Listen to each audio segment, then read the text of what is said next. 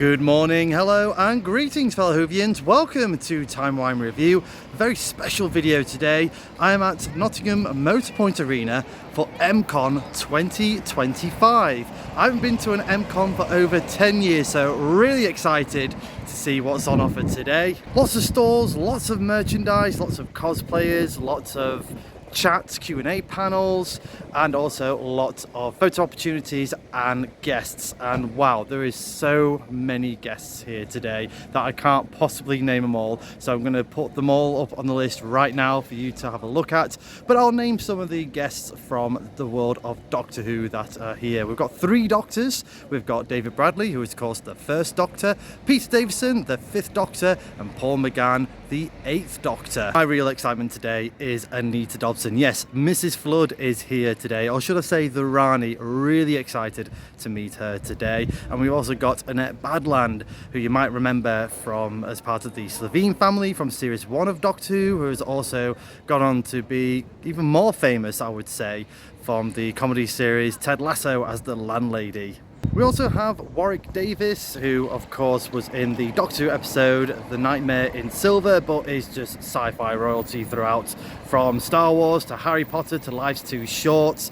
Yeah, really excited that he's here today. There's just so many sci-fi royalty. We've got Danny John Jules, Marina Sirtis from Star Trek, Chris Marshall, who was also rumoured to have been a Doctor at some point, and also Phil Davis. So yeah, lots and lots of people to be here today. Please hit the subscribe button. Let's check out MCON 2025 at Motorpoint Arena, Nottingham. So this is a weekend event at Motorpoint Arena. I've arrived on the Sunday today because I was going for a more quieter day. Usually Sundays are the more quieter days, so hopefully to maximise the amount of events that is going on inside this building. I've gone also for the 10 AM early entry. General entry is from 11 AM, but I've gone for the early entry, and that's what I tend to do as best as I can, really, if I can. And it's just, again, just to maximise the day. Enough of waffling, let's have a look inside. And we have arrived already at MCON, so the main entrance is just through there, but just a quick tip. Obviously food and drinks can be allowed, just obviously at their own discretion, but no cans allowed. But they very kindly, security people, gave me a plastic glass to pop it in, so I'm not wasting this drink. So fair play to them, that's really appreciated.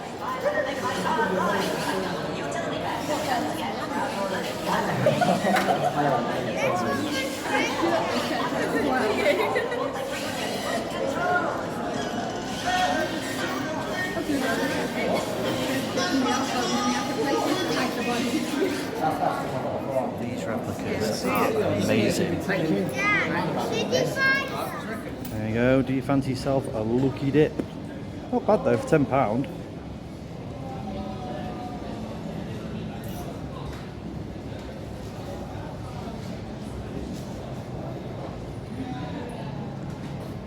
It's like the merchandise stores in the arena and outside the arena. Nice little layout already. And a Mandalorian as well. I'm loving the title of this stall. I'll also just let you know there's a nice trading card section going off at MCON today. I won't film inside because they're all nicely chatting and playing away, and it's a bit rude to sort of stick my camera in there. But if you want to know, yes, there is trading cards going on today at MCON 2025. Now this is cool. Fans of Red Dwarf, this is the replica bunk beds for Lister and Rimmer. This is so good, so detailed. Who was in the top bunk? Who was in the bottom bunk? Let me know in the comments. I think you'll know anyway. If you are massive Red Dwarf fans, particularly what you can see on the top and bottom bunks. This is really cool, really well detailed there. And these picture frames as well. Gold Twin certificate for Mr. AJ Rimmer. Vending machine maintenance man of the month. He wishes. But yeah. Oh, brilliant. It's cool that that Chris Parry has signed this banner for them as well. Great stuff. Love it. So this area is for some of the guest signings. I don't want to be too rude, sort of poke cameras everywhere, but this is one of the main signings. I'll see where the other ones is in just a moment. First autograph of the day, and this is for my wife, Mrs. Timey Wimey, or for Chris Marshall. So I did tell him that Mrs. Timey Wimey is a little bit shy today. She's going to take the day off and having a day in bed. And he did write, I hope you had a lovely morning in bed, lots of love. He was a really, really nice guy. I did ask him if he's, because we do watch Love Actually religiously, and I did ask him, do you get to say all the time, or asked to say all the time? And he's got a big you-know-what. And he said yes, on a daily basis. Even a 9-year-old said it to him yesterday, apparently. I did also ask the Doctor Who question of, has he ever been approached to be the next Doctor? And he said no, it's just all tabloid rumours. But he did say never if he was approached to be the Doctor. Would you like to see him be the Doctor? Let me know in the comments. But yeah, terrific guy, absolutely lovely to meet. Absolutely pays to come early. It's 5 to 11, so general entry is only 5 minutes away. So as you can see, it was quite quiet downstairs, but I think it's going to fill up quite nicely in the next 5 minutes or so. So more guest celebrities are up at the top part of the arena as well. Again, I don't want to be pointing cameras in front of them all, but they are all here, so I'll let you spot some out there. It's been about 2 hours since I last recorded, because I've just spent the last hour and a half or so speaking to just a number of guests and having a great amount of time with them. Honestly, I've been so blessed today, so lucky. So I first spoke to Anita Dobson, of course, Mrs. Flood, the Rani, and what a lovely lady. This is the one that I was really gearing myself up for today at the Comic-Con. I haven't seen her at a Comic-Con before, so I think that was a really good coup for MCON to have Mrs. Flood, the Rani, today. And yeah, she really enjoyed the chat, really enjoyed her time on Doctor Who, and we also spoke about her appearance in the 40th anniversary special of EastEnders as she returned as Angie Watts. And yeah, she was basically saying that she's been asked numerous times by the EastEnders writers to come back, and she's flat out refused. But for this one, it just felt like a nice bookend for the character, nice sort of moment. It was just a nice, well-written piece for that particular character. So really nice to have met Anita today. Then we move on to the 5th Doctor, Peter Davison. I've kindly asked him to sign my Caves of Anjadani DVD cover, which he's always very grateful for. That's one of his favourites, if not his favourite time in Doctor Who. And again, very nice, long, lengthy chat about Doctor Who and the kind of rights and wrongs about Doctor Who at the moment. He hasn't watched much of this current season because he's been busy, flat out busy, which I totally understand. But I did give my thoughts about how he should have been Omega in the season finale. He should have been revealed to have been Peter Davison for that cameo appearance, and he said he would have done it. He would have done it in a heartbeat. But he did watch Robot Revolution, and he felt that kind of similar sort of gripes that I had, really, in terms of it should have been at least an hour long, these episodes, because they are all the sort of stories are just going at breakneck speed, that you don't really have time to breathe. You don't really have time for those character-driven moments. And yeah, he definitely had some frank views on sort of where Doctor Who is at the moment and the messages that they are trying to portray. But it was a sort of fair balance as well. So really nice, just personal chat with Peter Davison. I also got my Red Dwarf Season 5 DVD cover signed by Danny John Jules, and his was the longest queue because of just the amount of times he was chatting to all the guests. So it was only a short queue in reality, but he was just on it just constantly, you know. And again, really grateful that he takes time for the fans to have these nice little moments. So yeah, really happy with that. He was basically got his phone out and he said that he owns the rights to I'm Gonna Get You Little Fishy song that he sung, because it was him that made up those lyrics, and that he wants to turn it into a thrash metal all-out classic. So he did let me listen to his backing track on his phone. And yeah, it does work. It definitely does work. And he also talked about Pancake Day. I did say to him that I drive my nieces absolutely bonkers with Pancake Day every time Pancake Day rolls around. And yeah, he was telling me sort of stories about that and how Tony Robinson's got the rights to Pancake Day because he wrote the lyrics in a sense. But it was obviously Danny's vocals. But yeah, honestly, I was not expecting it. I know obviously it was a quieter day, so you have these opportunities to speak to these guests at a more lengthier time, to say the more sort of busier Comic Cons, such as like Showmasters. That's not a knock on Showmasters whatsoever. This is just a very fortunate moment because of how quiet it was before the general public come in. And even on today, actually, with it being a Sunday as well, it is quite quiet. I'll just let you have a look as well. And yeah, it's nice and busy enough on the floor, but not too sort of like packed out that you can't see anything. And yeah, you have these special times with these guests. And yeah, you don't have to like ask them questions or anything like that if you just want to appreciate the work that they've done, just have your autograph with them or a photo or selfie. Yeah, do that, it's fine. But if you want to have the chance to ask those questions, this was a brilliant opportune moment to do so.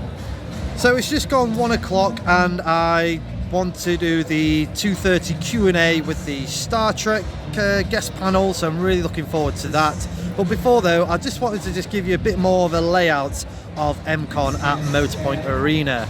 So you saw earlier the sort of entrance to the main complex, then you go down a set of stairs, and this is the main sort of area where all the stalls are. Just sort of far into that distance, so if you can see the Minion, that is where there's a few celebrity guests there, such as Warwick Davis and Chris Marshall. And then earlier from the view I showed you behind the arena, mainly where all your toilets and snacks and drinks areas are, that's where there are some more celebrity guests and merchandise. So I'll show you that part of the layout now. So I can just about see all those people going up the stairs there. Is that the Fifth Doctor? No, I don't think it is.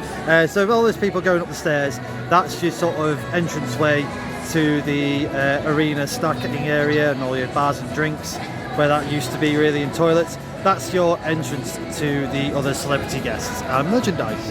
And you just go through this entranceway and you've got celebrities through that way, and then you just follow it around. So it's a bit of a one-way system, which is quite good when it's a bit busy, particularly on a Saturday. But yeah, it was really good that you just follow this one-way system that takes you back to the main entrance, which I'll just show you in a moment. This is where all the celebrity guests are today. And it just loops right back to the Motorpoint Arena entrance, main entrance and exit. So nice little loop, nice little one-way system, so everyone doesn't get lost, and it doesn't get too busy as well, so it makes it all nice and easy. But I say one-way system, at least Johnny 5, he's allowed to go wherever he likes. Such a brilliant robot. So good. But are you a Short Circuit 1 or Short Circuit 2 fan? Let me know in the comments. There we go, back to the main entrance and exit area, and then we've got some more food and snacks right there. So if you wanted to have a nice hot meal, you can do at the cafe there. And it looks like they've got the Green Room bar as well. Loving that Tank Girl cosplay going on there. And then we've got lots of sweets and candy as well. And just through up those stairs is where the main entrance is for the Q&A. Now I'm going to head up these stairs for the Star Trek Q&A panel. Let's go. Oh gosh. I think Professor Flitwick, the older one in the first film, I mean, for me it felt like a step up from what I've been doing at that period in my career. You know, it was the most talked about kind of movie project at that point, because it was based on these hugely best-selling books.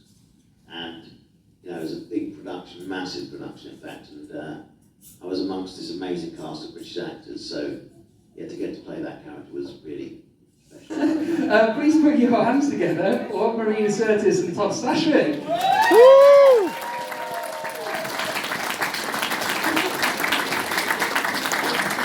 I mean! Woo! Redecorated. Freaky weird, that's the oil. I don't know if you guys, who was here yesterday? And they saw the throw rugs that they had sitting on the floor or Well, something. we do it too. Yeah, it was almost, Yeah. it was ridiculous. And we've got 2 working microphones as well today. Did we So not have 2 What a good yesterday? world. Did we not? Was mine? Actually, my mic wasn't. This sounds different. you didn't need one to be I don't fair. need So that was a quick glimpse of the Q&A panels that was on offer today. Started off, I got a quick ending of the Warwick Davis Q&A. Just did a quick video there, but because of the area, it was quite intimate, and I thought, no, I don't want to be shoving cameras in people's faces, so I just thought I'll just tell you my experience. So starting off with Warwick Davis, yeah, really nice guy. I love seeing Warwick.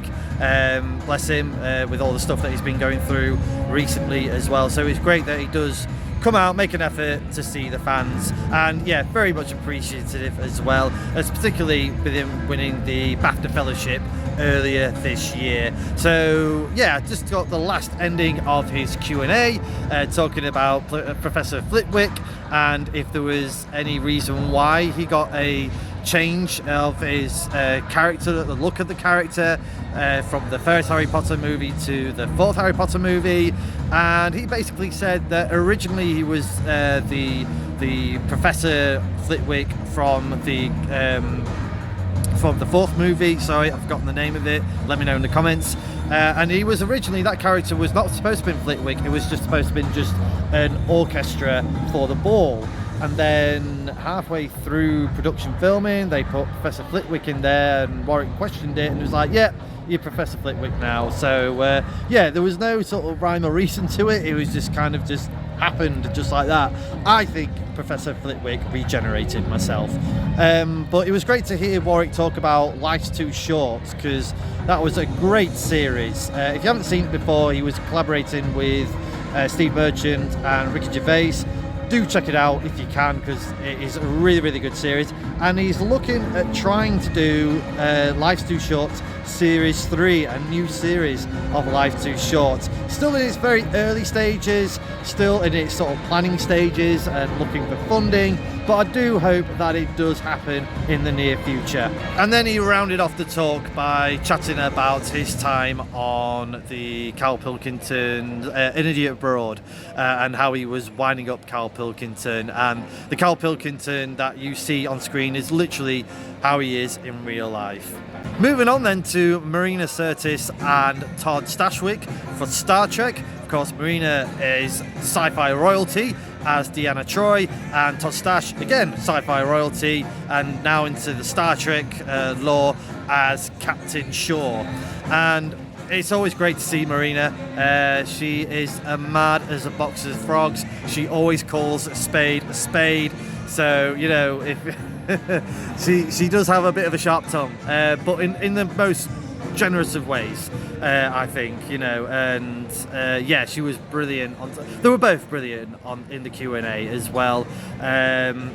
Todd talking about obviously his time on Star Trek Picard, and Marina talked about obviously Star Trek from when she was filming Next Generation to the movies, to coming back on Enterprise and not being well liked with the cast, but in a sort of rightly so type of thing, because, you know, she was basically explaining, you know, if the cast and crew of Enterprise, and you get these two people from Next Generation and basically turn Enterprise finale into a Star Trek Next Generation episode, then yeah, I'll be a little bit hacked off as well.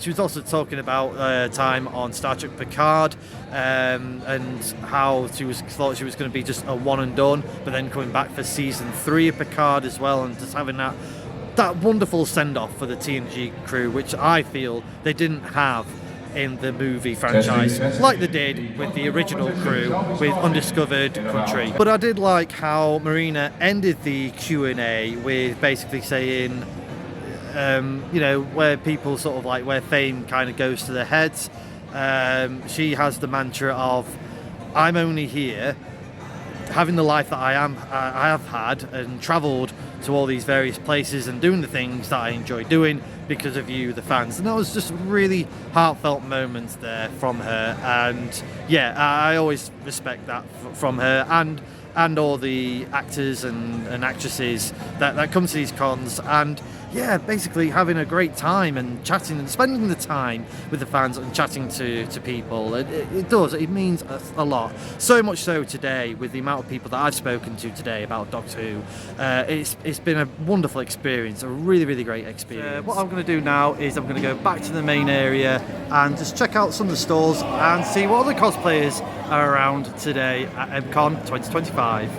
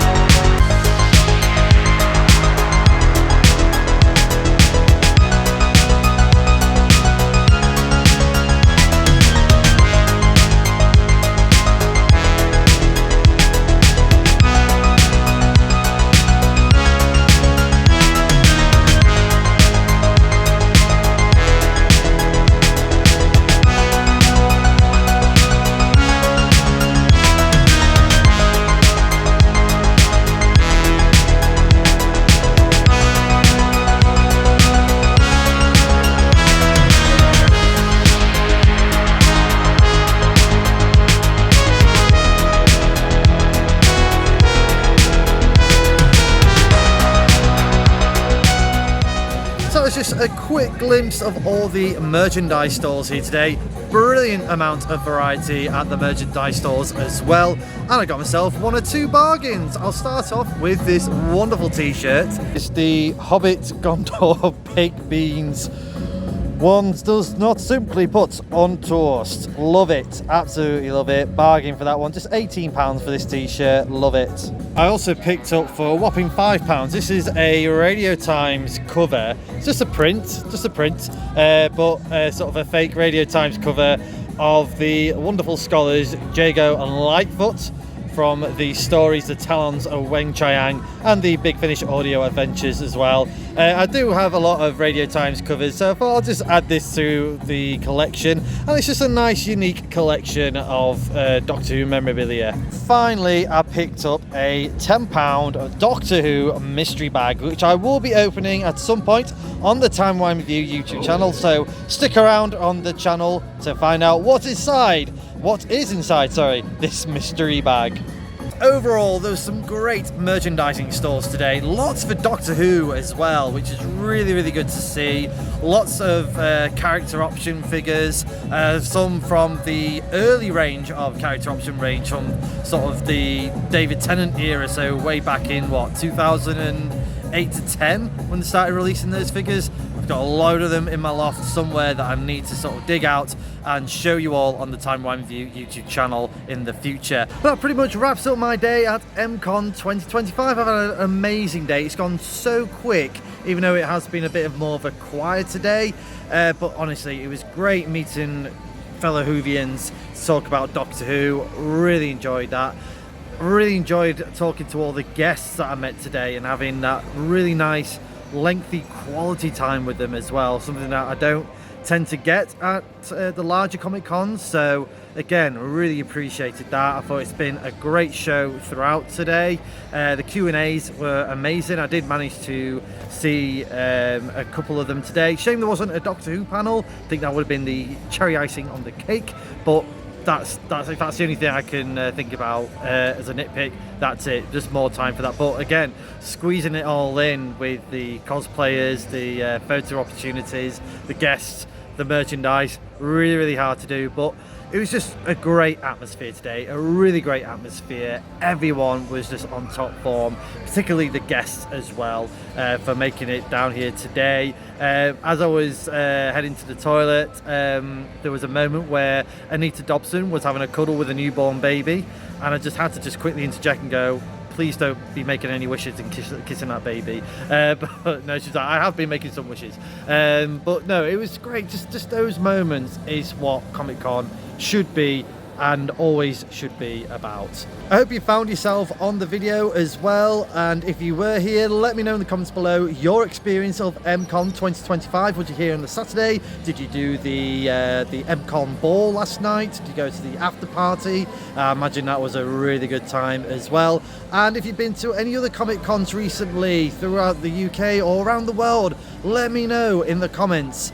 But thank you very much for watching this video. I hope you've enjoyed it. If you're a fan of Doctor Who, please like, share and subscribe. And if you're a fan for Comic Cons, and if you enjoyed this video, please like, share and subscribe. Hit the cloister bell for more notifications. Come say hello and follow me on Facebook and X. And do check out my other fantastic Doctor Who related content on Timey Wimey Review TikTok and right here on the Timey Wimey Review YouTube channel. There's a lot of Doctor Who related content on this channel for you to enjoy. So thank you very much again for watching.